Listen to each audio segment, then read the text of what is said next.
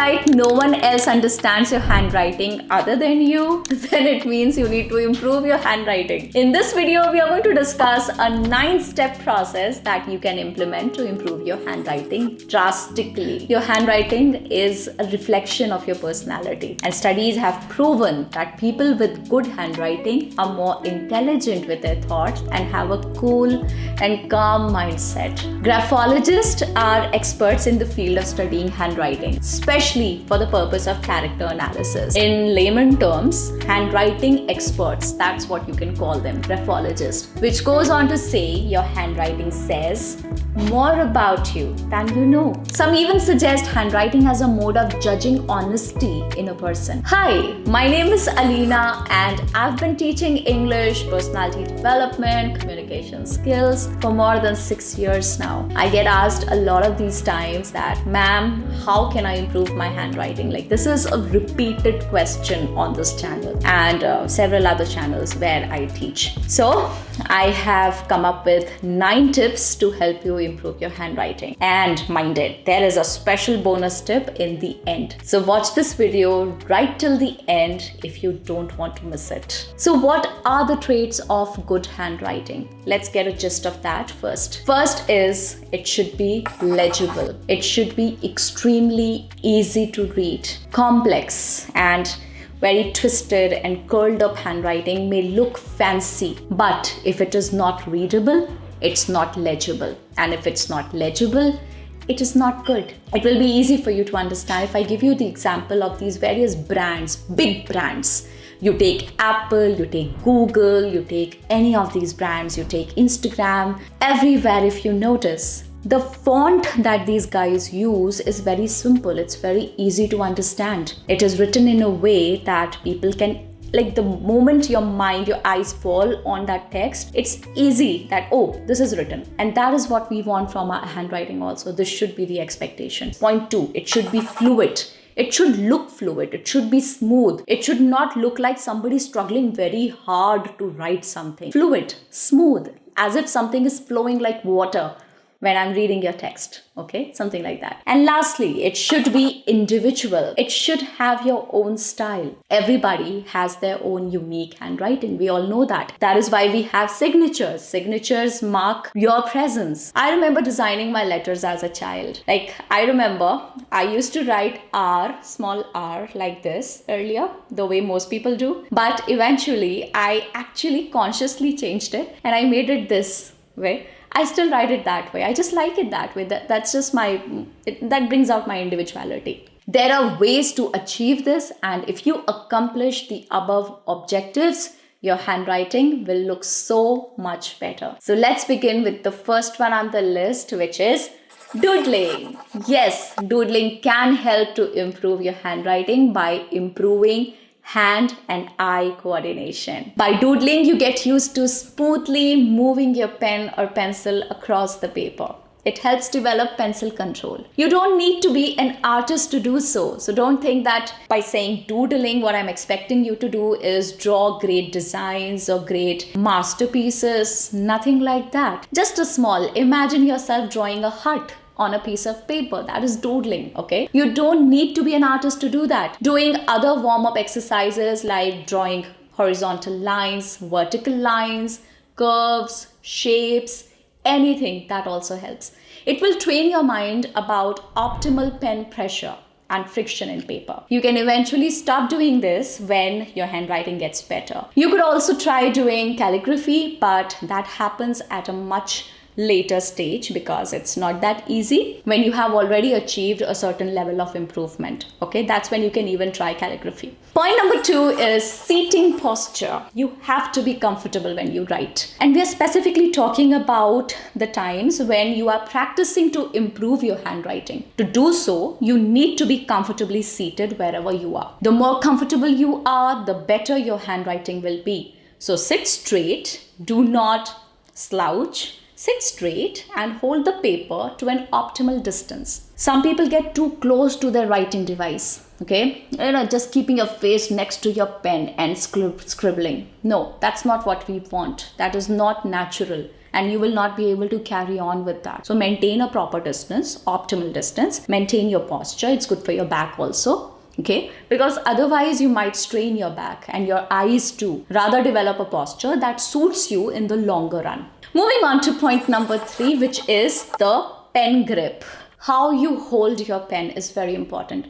Some people hold it too tight and that strains their hand. And when your hand is tired, your handwriting automatically goes down. What you need to do is maintain a grip that is suitable for longer hours so that you can write comfortably. Choose the pen that offers a good grip so that it doesn't slip in your hands. Also make sure that you don't grip it too near the tip. So what do I mean by near the tip? Some people hold it from here. No, you don't need to hold it from here. Don't do that. Okay? Maintain a proper distance, a comfortable distance from the tip. And some, on the other hand, hold it too much away from the tip. Okay, too away, like this. This is too away, not this much. Okay, comfortable, natural, whatever is natural to you. Your natural may be different from mine. This distance should be as per your personal preference. So choose the optimal distance. Next point on the list, which is point number 4, move your hands and not your wrists. You get it? Not this movement, moving your hand by your elbow, by your shoulder. A big mistake I've seen people making is that they move their wrist instead of moving their hand. When you do circular movement with wrist, you strain your hand and that results in bad handwriting. When you move your hand, it's much easier to hold your hand stable in a straight line. And the grip, it contributes a lot to good handwriting. So be more aware the next time you're writing. Probably a few things out of these you're doing because you're not aware of these mistakes. But now that we're talking about it and you have drawn some awareness to it, now you could be a little more conscious the next time you hold a pen in your hand. Next point on the list is point number 5, which is do not write too fast. What is the hurry? There is no need to rush. Writing too quickly can actually make your handwriting less legible and messier. To truly improve handwriting, focus on controlled, deliberate movements where you're planning every movement. Remember, we are trying to write a good handwriting. We are learning to do so. So I'm not talking about the way you'll be writing 2 years from now if you begin now. Okay, I'm only talking about the beginning phase where you're trying to improve your handwriting. So make deliberate movements rather than just writing fast. To write neatly and faster, practice smooth transitions between letters and consistent letter formation. So if you are habitual of drawing a letter O in a certain way, try and draw it the same way the next time and the next time and the next time, because that's how you train your mind. You train your muscle memory, okay, which builds your muscle memory and allows for increased speed without sacrificing legibility. The ease of reading, that is legibility. So when your mind is more trained on it, it will be able to draw the same pattern the next time without thinking about it. So focus on maintaining good form and gradually increase speed over time. I'm not saying that you should write super slow, but maintain a medium pace. That's what I want you to do, where you can perform your best. This pace is different for everybody, so choose it according to your preference. Next point on the list is even gaps between words. Big problem. Many people make this mistake. Initially, you'll have to do that consciously. You'll have to be more aware while doing it. But I assure you, I have often been praised for my handwriting. People do that, really. And I'm sure you're watching it on the video. So I'm telling you, I don't consciously do it anymore. It comes naturally to me. But yes, as a child, when I was practicing to write in a good handwriting, that used to be a concern. Like sometimes the words would come too close, or sometimes they would be too spaced out, and that would look messy. There would be no coherence in the content. The gap that you have between words should not be too small or too large. Okay, it should be optimal and the same throughout the words. To maintain a consistent gap between words and improve your handwriting, you can use a finger spacing technique. Finger, okay? You write a word, you put your finger, you'll have to use your less dominant hand.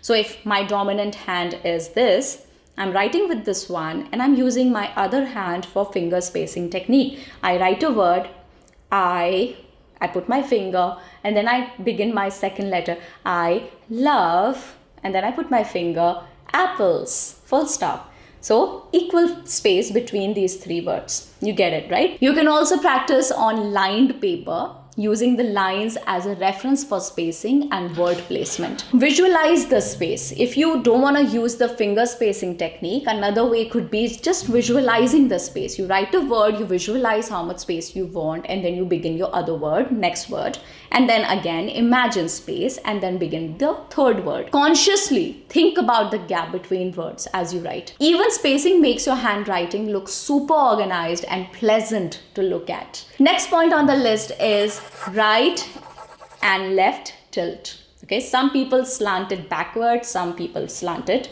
forwards. Backwards, personally, I don't like it all. I think it's natural to some people, but most people will not slant backwards. I've seen lots of people holding paper like this, perpendicular to their hand. From the ergonomic perspective, your hand should feel more comfortable while writing. So you have to tilt the paper accordingly. So don't keep it exactly this way. There is no rule to keep your paper exactly straight. No need, right? Just tilt it a little according to your hand. People don't write like this. They write like this, slightly slanted hand, right? So that is how you're supposed to move the paper also. So if you're a right-handed person, you have to tilt the paper towards the left and vice versa. All right. Next one on the list is be conscious throughout. What do I mean? While you're writing the content, you have to be conscious with your handwriting. Being completely aware will enable you to improve quickly. You might drift to your same old untidy handwriting, and it's okay. It's okay. Sometimes that's all right. It's allowed. Of course, you're going to fall down when you're trying to learn to cycle, right? So sometimes, okay, take back the control. That is what is important, okay? Whenever you think that you're going back to your same untidy handwriting, take back the control and resume with patience. Write to impress. Now, this is something which I used to do a lot. Every single time if I'm writing on a piece of paper, I'm writing somewhere, there was always this thing in my mind that I should impress myself once this page is done. The writing, the content, the text should look appealing to me. I would judge it, and I would do it a lot. Believe me, I'm not just saying it for the sake of this video, just to make a point. No, I'm not. I really mean it. I still do that. And I know that goes against this cliche of why impress people or why care about what others think. I know. But in this case, it's going to help you. I personally feel that. When you do this, it's a constant reminder to the brain to keep trying, okay? Throughout the text, you'll always be trying because you're trying to be impressive. Ask for feedback from people around you if you have to. It's all right. Next one on the list is joining letters and don't eat them. I think one of the most important points on this list. There are two different types of handwriting styles. You've got cursive and you've got print. So either you're writing in cursive handwriting or you're writing in print handwriting. Cursive writing is typically taught as a standard writing style once a person has mastered forming individual letters properly. In your childhood, you must have learned to write individual letters. Letter A, then letter B, then letter C. But once you grow up, you don't need to break every letter from each other. You write it in cursive. You join the letters together. It's also called joined handwriting, joined writing. Okay, joint writing is natural. It's supposed to be written that way. Most children learn to write in print first, that is individual letters separately, then progress to joining letters as their fine motor skills develop. Okay, it happens with time. So cursive writing is also good for your motor skills, and that comes up when your motor skills are already developed and you're no more a very young child. Okay. Cursive writing can improve writing speed due to the continuous motion of the pen. but we are targeting to improve our handwriting, and speed defeats the purpose. Remember that. So we're not looking for speed right now. That is a thing that we look for maybe in the future. Right now, the target is to improve handwriting. Hence, focus on writing letters separately. That is in print writing. Once you achieve that, okay, the beginner level is already over and you feel that the letters you've been practicing are coming out fine and you're more or less prepared to write in cursive to join the letters together, go ahead. You don't need to wait for a year to do that. Once you achieve that part, then you practice for cursive letters or joined letters. Learning to write in cursive will increase your confidence and is more practical. So you must learn that. Some people also make this mistake of eating letters while writing. Why do you have to eat your letters? My papa does it all the time. Seriously. Like if he has to write a word where he would just knowingly, probably I'm gonna get some text from him so that I can put it in this video. You have to see. I personally really like his handwriting. It's very different, unique. It's very stylish, but I don't know what is wrong. He always eats letters. If there is a word that has 7 letters, he's only going to make sure that he puts the first 2 ones and the last 2, and in the center he'll just do this. And now you have to make it out on your own what the word is. And somehow I understand it because I'm pretty used to it, but some other people might not.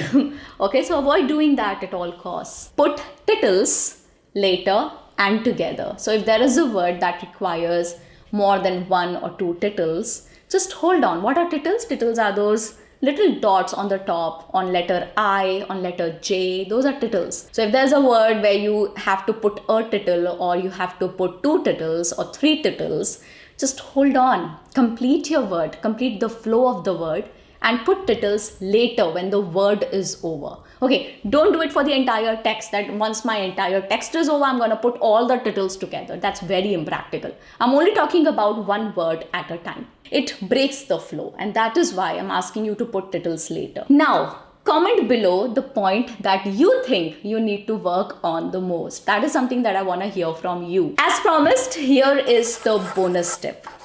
Pen smudge and pen pressure. You might have never noticed it, but these are 2 very important things and we're going to talk about it now.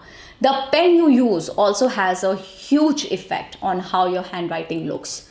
Smudge is the small ink spot which the pen leaves in the end. The problem with smudge is that it makes a handwriting look messy, bad, terrible.